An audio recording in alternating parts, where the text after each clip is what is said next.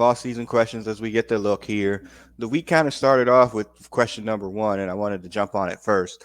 There's a lot of news out there with other wide receivers signing deals. Jalen Waddle down here in Miami here recently signed a deal. So it puts T right back into the forefront. But before Waddle had actually signed his deal, T had recorded like a video on that I Am Athlete show, which used to be a really good podcast, but it's turned into absolute trash. But that's a different podcast in and of itself.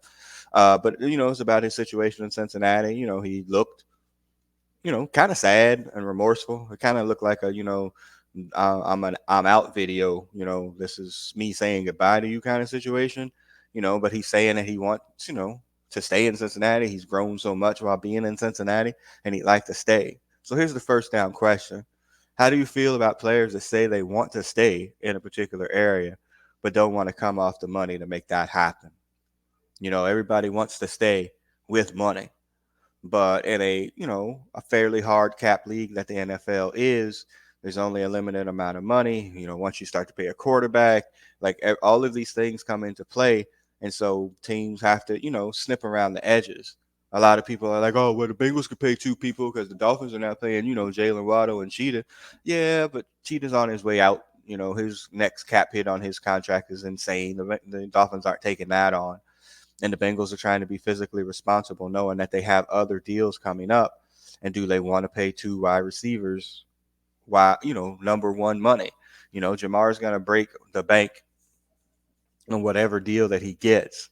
Obviously everybody's waiting on Justin Jefferson to set the market, but or CD Lamb, but those are going to be huge deals, and the Bengals aren't going to be able to carry on another one of those deals. And so they probably have a number that they feel comfortable paying T. Higgins, but he and his agent probably aren't comfortable with that number. So how do you feel? You want to make this happen. The agent works for you. You know, you probably could come to some sort of agreement with the Bengals to stay there if that's what's important to you. The other side of that is, why should I be giving back money that I've earned that some other team is going to give me? And that does have its downfalls for the players. A lot of times when players get to this point where T. Higgins is, teams that have money aren't typically very good.